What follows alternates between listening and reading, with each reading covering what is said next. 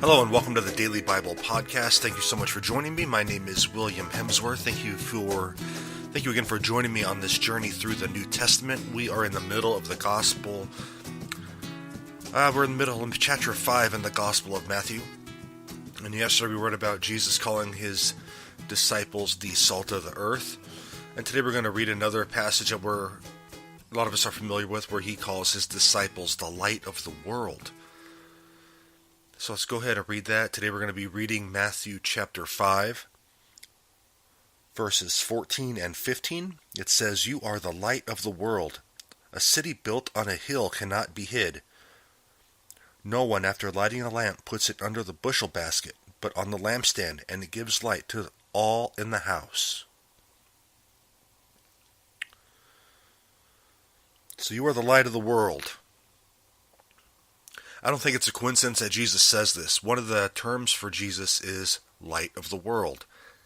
And if we're disciples of Christ, if we're followers of Christ, we're going to reflect that light to others. We are going to be that light in a dark world.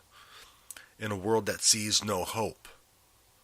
In a world that sees nothing to live for. We're going to reflect Christ and tell the world there is hope. There is something to live for. There is something greater than this. We're going to be a source of hope, a source of change. We're not going to cower in a corner and hide this light that we have. That's a very selfish thing to do. You see what Jesus is saying here? When someone has light, especially in verse 15, no one after lighting a lamp puts it under a bushel basket. They didn't have electricity in Jesus' day, obviously. So they had oil lamps. You didn't light an oil lamp and put it under a basket. You know, with fire, if you cover it, it's eventually going to die. Let me say that again. If you cover fire in Jesus' time, it will eventually die. All the oxygen is gone. When we have the light of Christ, we need to reflect that. We need to give light to everyone around us. Not only is it going to give life to someone else, it's also going to help us. It's going to help us grow in our faith as well. So the point of both metaphors is that the followers of Jesus should impact the world. So yesterday's passage talking about salt, today's passage talking about light. Metaphors that we should positively be impacting the world. So salt in Jesus' day was mostly used for preservation. And the Beatitudes that we've read through over the past few days were countercultural.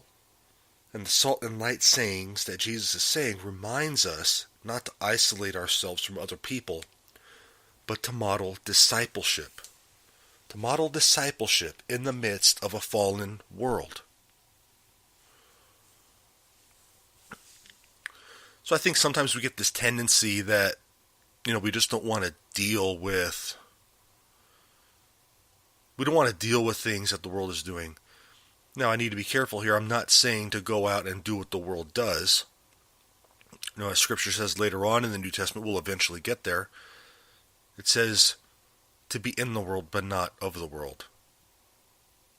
Okay, we don't need to be doing worldly things, but we should be out there modeling Christ, giving that light, being witnesses to Him, to His glory, to His salvation. So let's not isolate ourselves today. We're created to be in community.